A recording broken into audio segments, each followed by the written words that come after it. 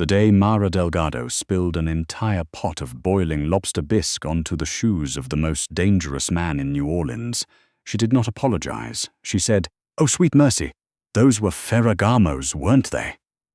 It was not a question. The restaurant went silent in the way that restaurants only go silent when something terrible is about to happen, the kind of silence that has weight to it that presses down on your chest. Every busboy, every line cook who happened to be peeking through the kitchen window, every sommelier who had been mid-pour, all of them stopped. All of them stared, and then all of them looked at the man whose shoes were now drowning in cream and sherry and very expensive imported shellfish. His name was Victor Salerno. He was 41 years old. He owned 17 businesses in New Orleans, 3 in Baton Rouge, and 1 in Miami that nobody talked about.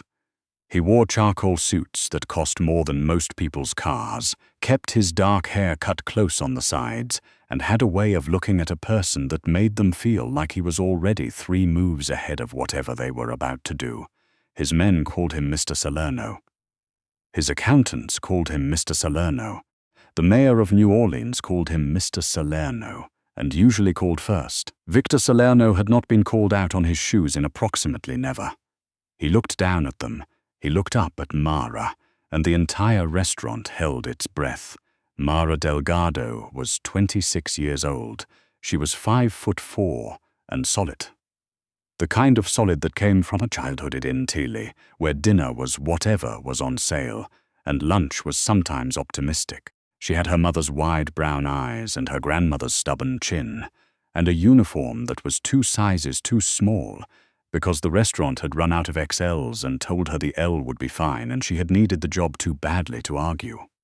She was holding what was left of the bisque's tureen, about a quarter of it, miraculously, and her hand was shaking just slightly at the wrist. She did not run. She did not burst into tears. She did not do what every other server in that building was silently begging her to do, which was fall to her knees and beg for her life. She reached into her apron pocket, pulled out a small cloth, and held it out to him. "I can get you a fresh napkin if this one's too small," she said. "I'm really sorry about the shoes. I hit the corner of table 7. Somebody pushed their chair out and I didn't. I should have been watching better." Victor Salerno looked at the cloth in her hand. He looked at her face. Something shifted behind his eyes that his associate Marco, sitting across the table, had never seen before, and Marco had known the man for 19 years. "Sit down," Victor said to Marco. Marco had apparently started to stand. "It's fine, Mr. Salerno," I said. "It's fine." He took the napkin from Mara's hand, looked at it for a moment, and set it on the table. "Bring me another bisque," he said, "and a glass of the Barolo." Mara blinked. "You still want the bisque?" I ordered the bisque. Right, yes. 1 bisque, coming right up." She walked back to the kitchen and the entire front-of-house staff parted for her like she was carrying something radioactive, which she sort of was. "Girl," said Teresa, the other server on the floor that night, grabbing Mara's arm the second the kitchen door swung shut. "Do you know who that is?" "He's on table 12, Mara said, ladling new bisque with a hand that was definitely still shaking. 8 top. Ordered the tasting menu for the whole table. That is Victor Salerno." Mara looked up. As in yes, Teresa said, and her voice had gone very quiet and very flat. "That is exactly as in yes." Mara looked back down at the bisque. She finished ladling. She set the bowl on a fresh plate, wiped the rim, picked up the tray. "Okay," she said. "Okay." Teresa stared at her. "That's all you've got. What do you want me to—" "I already spilled on him. The damage is done." She pushed the kitchen door open with her shoulder. "If he was going to have me killed, he would have done it already." She would think about later, probably write about this. But she didn't know that in the moment. In the moment she was running on pure Delgado stubbornness, which was the only inheritance her family had ever reliably passed down. She set the bisque in front of Victor Salerno without spilling a drop. "The Barolo's coming," she said. "Chef says he's very sorry about the wait. Chef had nothing to do with it, Victor said. No, Mara agreed. He didn't. Something that might, under other circumstances, have been a smile crossed Victor Salerno's face so briefly that Marco wasn't sure he'd seen it at all. Mara was back at table 12 three more times that night, once for the wine, once for the second course.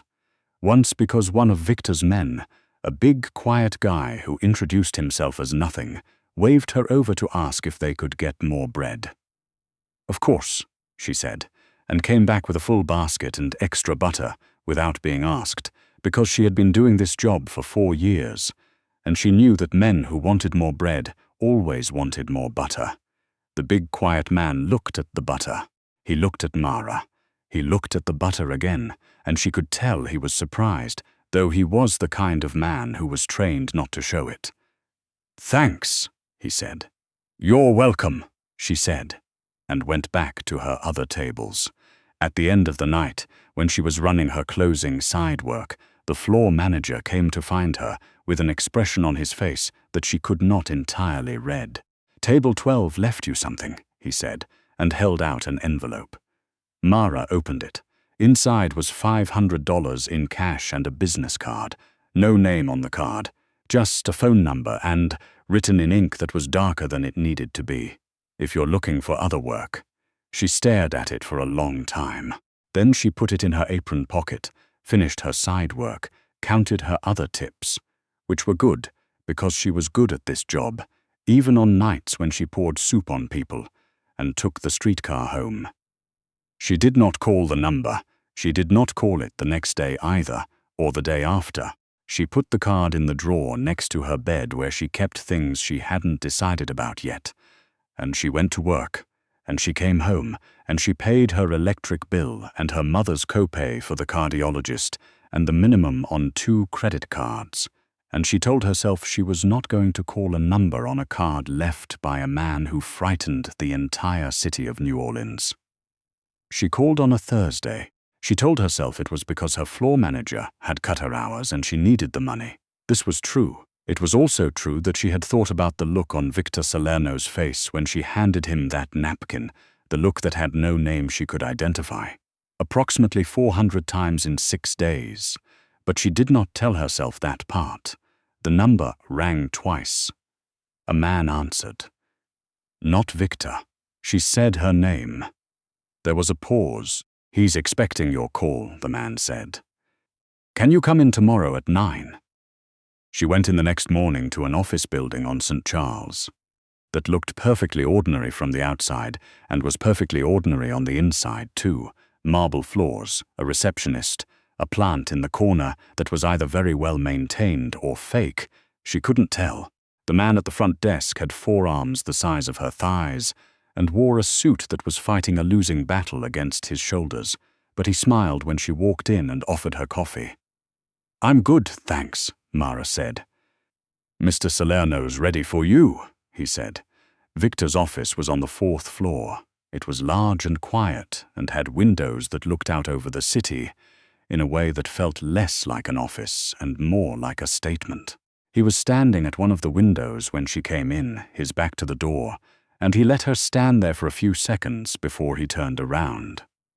Mara had spent 6 days trying to remember exactly what he looked like, and she had been mostly right, but she had not remembered quite how still he was. Most people were in motion even when they were standing still, shifting their weight, adjusting, blinking too much. Victor Salerno was entirely, completely, almost unsettlingly still. "Miss Delgado," he said. "Mr. Salerno, you waited 6 days. I wasn't sure I was going to call, but you did." "My hours got cut," she said, because she had decided in the elevator that she was not going to pretend.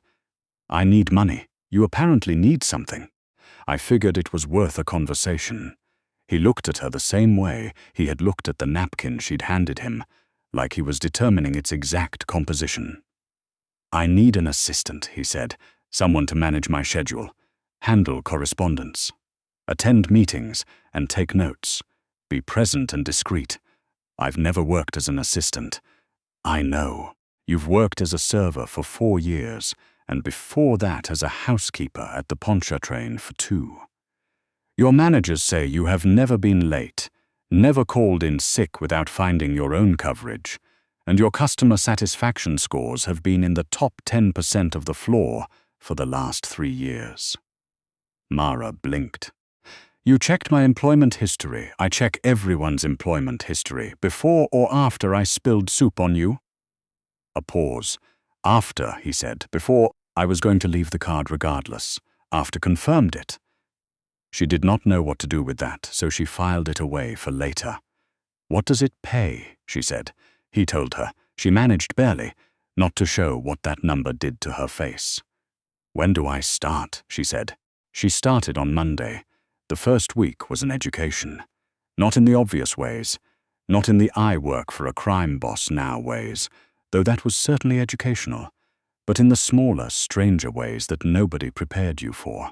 Victor Salerno's office ran with a precision that was almost militaristic.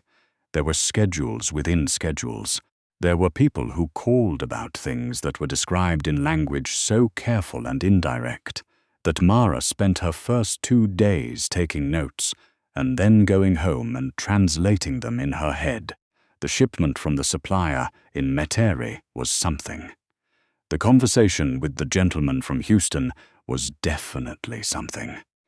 The arrangement regarding the property on Magazine Street was almost certainly a great many things.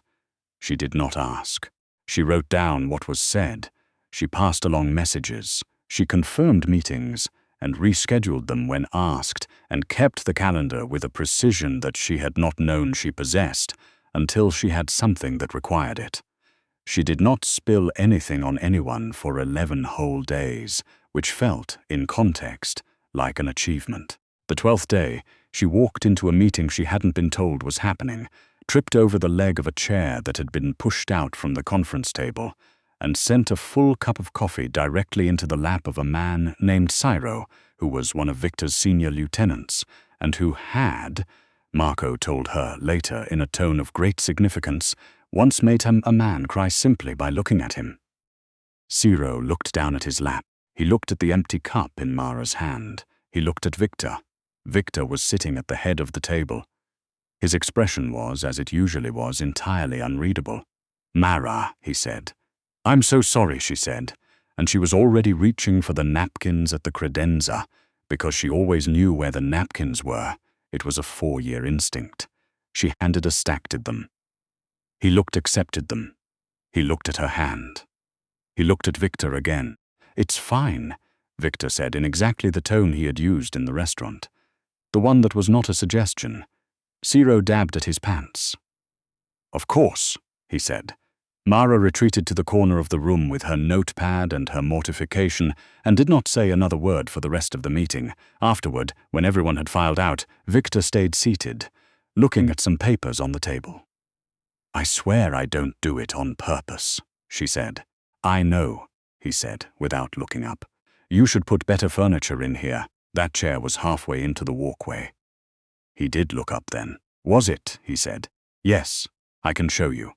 She walked to the chair and nudged it with her foot to demonstrate. It moved easily, evidence in her favor.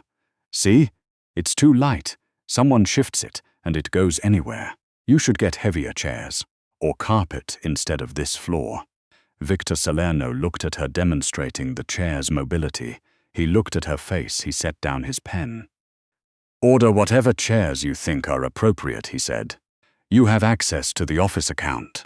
She blinked. You're serious? I rarely say things I don't mean.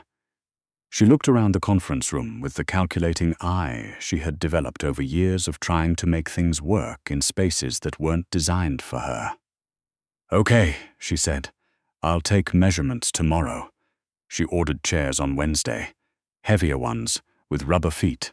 She also, while she was at it, replaced the rug in the main hallway with one that had a lower pile and wouldn't catch on the small ridge at the bathroom door that she had personally nearly face-planted on twice. She submitted both purchases through the office account with itemized notes explaining the rationale. Marco brought her the receipts to file the following morning and stood in her office doorway for a moment. The boss approved these, he said, in a tone that suggested he was still processing this. He told me to, Mara said. He told you to order the chairs. And I noticed the rug situation myself. She took the receipts from him. The ridge at the bathroom door is a liability. Anyone could trip on that. Marco opened his mouth. He closed it. He had been with Victor Salerno for 19 years and had watched him dismantle 2 rival operations, negotiate a treaty that had held for 6 years, and make decisions that most men would not have been able to carry. He had never watched him let an employee order new carpet based on their personal assessment of the floor situation. "Okay," Marco said. "Okay," Mara agreed and filed the receipts. The thing about working for Victor Salerno was that it was, in a great many specific ways, exactly like working for anyone else. There were schedules to keep and calls to return and a specific brand of sparkling water that needed to be stocked in the 4th floor kitchen at all times, or everything went sideways. There were also occasionally conversations that Mara transcribed in her notes as discussion outstanding balances, verbal, and logistics clarifications, supplier relations, and once, memorably, personnel matter, Gentilly warehouse resolved. She did not ask about the warehouse. She did ask, on a Tuesday in her 3rd week, why there was a man with a gun visible at his hip standing outside the elevator on the 3rd floor when she had specifically been told that visible weapons were a policy violation in the main building. The man with the gun was named Sal. He looked at her like she had asked him to explain gravity. "There's a situation," he said. "What kind of situation? The kind that's above your pay grade." Mara considered this. "Is it above my pay grade to know if I need to leave the building?" Sal blinked. This was apparently a different angle than he'd expected. "No," he said after a moment. "You're fine." "Okay." She stepped around him and went to get Victor's 11 o'clock coffee. On her back, she stopped at Sal's post. "You want anything?" she said. "I'm going back to the kitchen." He looked at her. He looked at the coffee in her hand. He looked like a man recalibrating something. "Water'd be good," he said. She brought him a water. He said thank you. She said you're welcome and went back to her desk. And the situation, whatever it was, resolved itself by afternoon in ways she was not told about and did not ask. But she noticed that after that, Sal always said hello to her in the hallway. The weeks passed. Mara learned the rhythms of the office the way she had learned the rhythms of every service job she'd ever had. By watching, by listening, by filing information away and retrieving it when it was needed. She learned that Marco was meticulous about time and irritable before noon. She learned that a man they called Frankie too had a mother in Metairie who called every Friday, and that he always took that call. She learned that Victor's schedule had a block from 6 to 7 a.m. every morning, labeled personal, that no one scheduled over, and that the coffee she brought at 11 should be exactly 2 degrees hotter than what most people considered reasonable. She learned these things the way she'd learned everything, through the accumulated data of paying attention, which was the one skill she'd had since childhood, and which she had never once been given credit for. She also fell down the stairs on a Wednesday. Not badly. She caught the railing. She'd been trained by years of carrying full trays on slippery floors, and she only went down 2 steps before she righted herself. But she made a noise. A startled, undignified, too loud noise that echoed in the stairwell, and she was still standing there, collecting herself when the door opened, and Victor was there. He had apparently been coming up. He stopped. He looked at her hand on the railing, her face, the 2 steps she'd descended somewhat involuntarily. "I'm fine," she said immediately. "Are you?" "I caught the railing. I'm fine." He did not move from the doorway. He looked at her in the careful, assessing way he looked at most things, and she was fairly sure he was running some kind of calculation she couldn't see. "The stairwell lighting is bad," she said, because it was, and also because she did better when she was talking. "The bulb on the 2nd landing is out. I put in a maintenance request 2 weeks ago." I'll have someone look at it today, he said. You don't have to do that. I know. He held the door for her. She went through it. He fell into step behind her for the length of the hallway, and she was so acutely, uncomfortably aware of him, walking 4 feet behind her, that she went the wrong way toward her office and had to double back. She did not look at him when she corrected course. She went to her desk and sat down and opened her calendar and stared at the 11 o'clock block until her face felt like a normal temperature again. The bulb in the stairwell was replaced by the end of the day. It was Marco who first said something, which surprised her because Marco was not what she would have described as a feelings person. He appeared in her office doorway on a Friday afternoon with the expression of a man who had been debating with himself for some time and had finally lost. He doesn't do that, Marco said. Mara looked up from the correspondence she was sorting. Do what? Any of it? Marco leaned against the doorframe, the chairs, the carpet, the stairwell light. In 19 years I have put in maintenance requests that have taken 6 months. Mara looked at him. She looked back at the correspondence. Maybe he's just getting more efficient. Marco made a sound that was not agreement. I'm just doing my job, she said. I know, Marco said. That's sort of the point. She thought about that for a long time after he left. She thought about it on the streetcar home, and while she was making dinner, red beans and rice, her mother's recipe, the one she made when she needed to think, and while she was lying in the dark at 11:30 not sleeping. The problem was that she had been paying attention to Victor Salerno for 6 weeks, which meant she had noticed things. She noticed that he was patient with people who were trying, and not patient at all with people who were not. She noticed that he had a way of listening that made you feel like you were the only person in the room, which was disquieting, given that he was usually listening to things that were not pleasant. She noticed that when he read something that was wrong, a figure, a date, an error in a report, he didn't say it was wrong. He just set the paper down in a particular way that meant the person who had given it to him should feel very strongly about proofreading. She noticed that he had not laughed once in 6 weeks. Not a real laugh. He had smiled, once briefly, at something Frankie too had said in the hallway, but he hadn't laughed, and she found, without entirely meaning to, that she wanted to fix that the way she had fixed the chairs and the rug and the stairwell bulb, by identifying the problem and addressing it with whatever she had on hand. This was, she understood, not the same category of problem. She went to sleep. The situation with Royce Bianchi started on a Monday. She knew his name because she had been copying it into correspondence for weeks. Ray. Bianchi arrangement, pending, but she had not seen him until he appeared in the 4th-floor lobby on a Monday appointment, which, in this office, was the kind of thing that made 2 very large men materialize from somewhere and stand at angles that were not accidental. Mara was at her desk. She looked up when the energy in the lobby changed.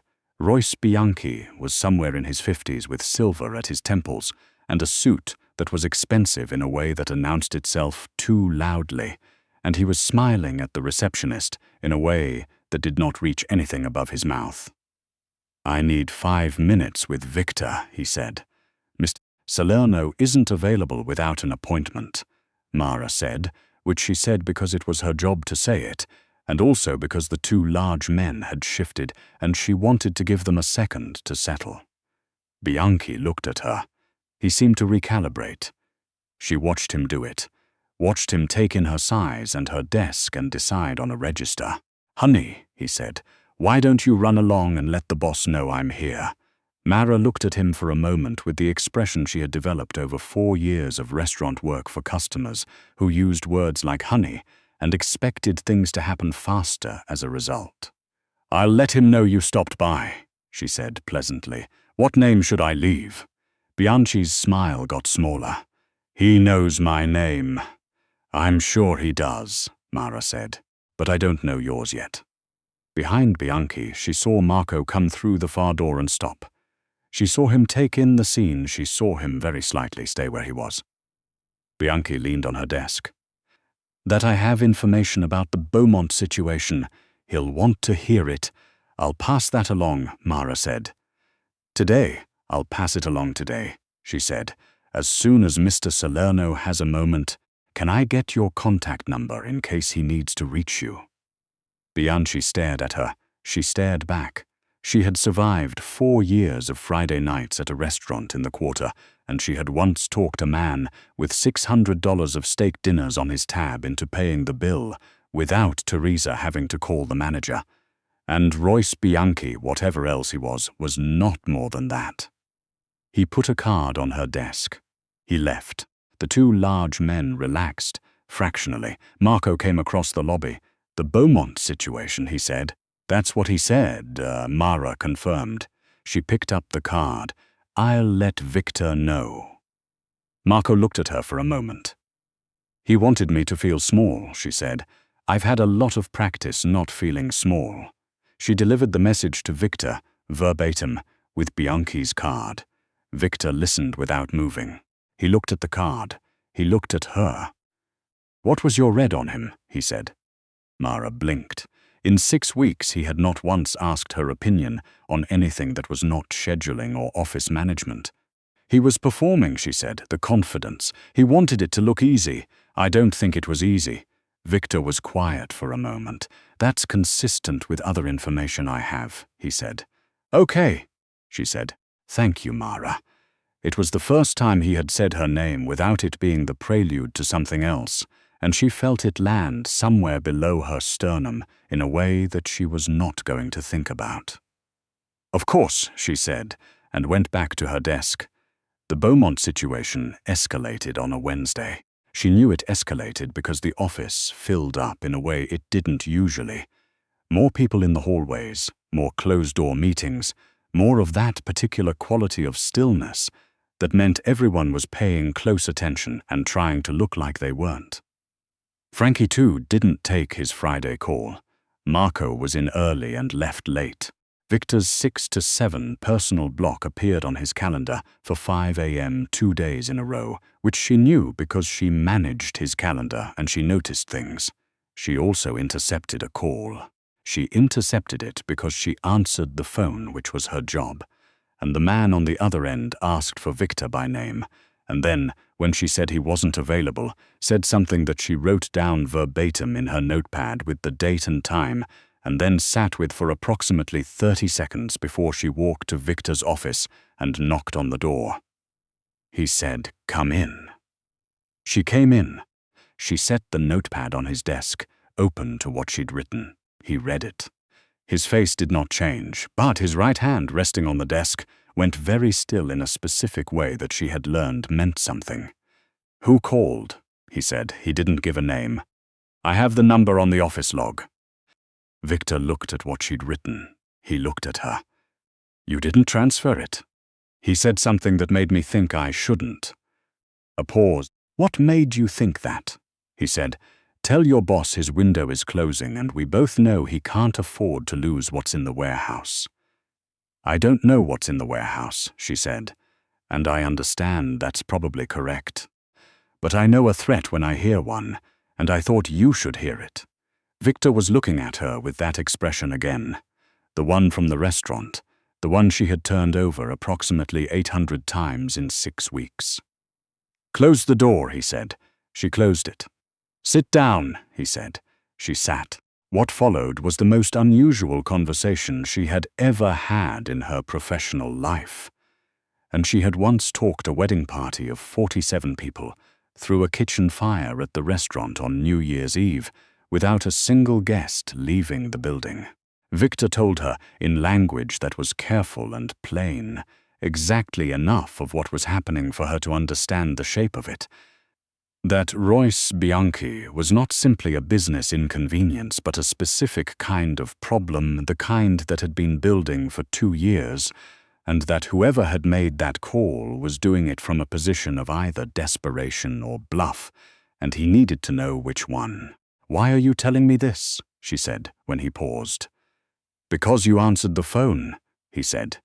and because I need someone to be present for a conversation this afternoon, and Marco is occupied elsewhere, and I trust your ability to sit in a room and pay attention." "That's the thing you trust about me," she said. "My ability to pay attention. It's rarer than you'd think," he said. She sat in on the conversation that afternoon. She took notes. She said nothing for 45 minutes, and then the man across the table, not Bianchi, a man she didn't know, who had the careful eyes of someone who spent a great deal of time choosing what to show, said something that was technically about supply chain timelines and was actually about something else. And Mara, without entirely deciding to, said, "You said before the month out twice in the last 10 minutes, but the first time you said it, you looked at the window, and the second time you looked at Mr. Salerno. Those are different kinds of statements." The room went quiet in the way that rooms went quiet around Victor. She became aware that she had spoken without being asked. "I'm sorry," she said. "No," Victor said, to her, then to the man across the table. "She's right. Those were different statements. Which one did you mean?" The conversation lasted another 20 minutes. She didn't speak again. When it ended and the man had gone, Victor sat for a moment, and then he said, without looking at anything in particular, "You were right. I'm sorry for speaking out of turn. I told you were right," he said. "Don't apologize for it." She looked at her notepad. "Okay, Mara." She looked up. "What you just did required a kind of perception that most people in this room have spent years trying to develop," he said. "You've been here 6 weeks. She held his gaze for a moment because she was a Delgado, and they looked at things straight, even when the things were overwhelming. "I've spent my whole life reading rooms," she said. "It's what you do when the room isn't built for you." Something shifted in his face. Something opened and then was very deliberately controlled, the way you controlled something you weren't ready to name. "Yes," he said. "I imagine it is." The resolution of the Bianchi situation happened without Mara's direct involvement, which was fine, which was how it should be. She knew it was resolved because Marco came in on a Thursday morning looking like he had slept, and Frankie too took his Friday call, and the office turned to its normal rhythms the way water returns to level. What happened after was smaller, quieter. The kind of thing that doesn't announce itself. Victor started leaving her books. Not giving them. Leaving them.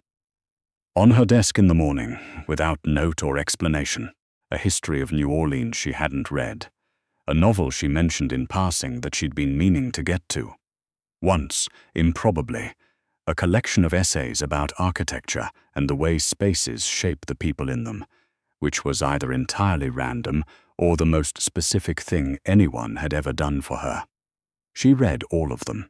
She started leaving things too, without talking about it. His coffee exactly right, which she'd always done, but now also a second cup at 3 in the afternoon, because she'd noticed the 3 p.m. meeting always ran long, and he never had time to get it himself.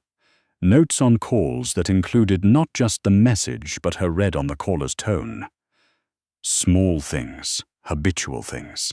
It was Frankie too who said something, eventually, because Frankie too had a mother who apparently had opinions about these things and had transmitted them to her son over a lifetime of Friday calls. "For what it's worth," Frankie too said, leaning in her office doorway one afternoon, "I've been here 8 years. I've never seen him leave anybody a book. They're just books," Mara said.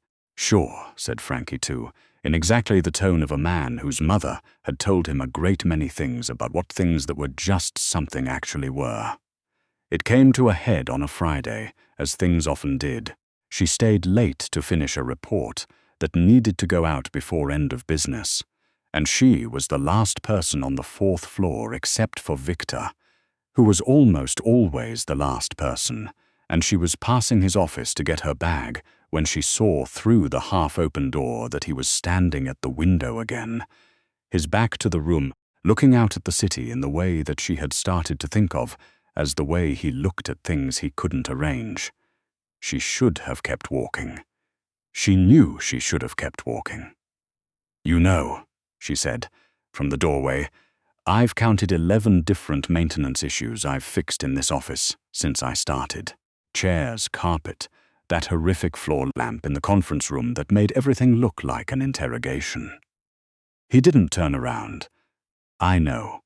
The building's not going to fall apart without me," she said. "But it was falling apart a little bit. Before." "I know that too," he said. She was quiet for a moment. "Victor." He turned at that, not because she'd never used his first name, she used it occasionally, but because of how she'd said it. She heard it herself when it came out of her mouth, and she felt the slight freefall of something committed to. "I'm not going to pretend I don't know what's been happening," she said. "I read rooms. That's the thing I do. And I know what that means, and I know what you are, and I know that this is probably the most complicated possible version of this situation that anyone has ever been in." He looked at her across the office. "But I also know that I have been exactly myself in this building for 2 months," she said, "and that has never happened to me in a job before. And I know that you have been, I don't know, different than you were before. And I notice things. That's the whole point of me." Victor Salerno was still. He was completely, absolutely still. "What do you notice?" he said. "That you replaced the stairwell light the same day. That you've left me 4 books and haven't mentioned any of them. That you asked for my read on Bianchi when Marco was right there. That you say my name differently than you say other people's names, and you don't know that you do it." She stopped. She was not going to fill the silence this time. She had filled enough silences. He crossed the office. He stopped in front of her, close enough that she had to look up, and she was not a small woman, and she still had to look up. And he looked at her the way he had looked at her the very first time, in the restaurant with the napkin in her outstretched hand. "You came to a job interview and told me my chair was in the wrong place," he said. "It was," she said. "You told Ciro his suit would dry. It would. You walked into a room with Royce Bianchi's representative and caught something in 45 minutes that I have been trying to determine for 6 weeks. I grew up reading people who didn't want to be read," she said. "It's a skill." He was quiet for a moment, very quiet. "I don't know what this is," he said. "I want to be clear about that. I'm not someone who has a straightforward version of this." "I know what you are," she said. "I've known since the 3rd week, and you stayed." "I stayed." He reached out and touched her face, just her cheek, briefly, the back of 2 fingers, and she felt it in approximately every part of her simultaneously. "I will make whatever accommodations this office needs," he said, and it was so absurd and so completely him that she laughed. A real laugh startled out of her, and she watched his face when she did it, watched something loosen there, something long held and rarely let go. And then, against what she suspected was considerable practice, he smiled, a real one. Small, but entirely real. "Better late than never," she said. He looked at her with that smile, which was not going to be easy to forget. "Stay," he said. "Have dinner with me." "Is that an order?" "It's a request," he said. "I'm not certain I've made many of those." "No," she said. "You haven't." She stayed. She had dinner with him in a restaurant that was not the one where she had spilled his bisque, though they both knew where they were, the full strange circle of it. And they talked for 3 hours about things that had nothing to do with schedules or maintenance requests, or the Beaumont situation, and she was exactly, precisely, completely herself the entire time. Which was, she was beginning to understand the whole point.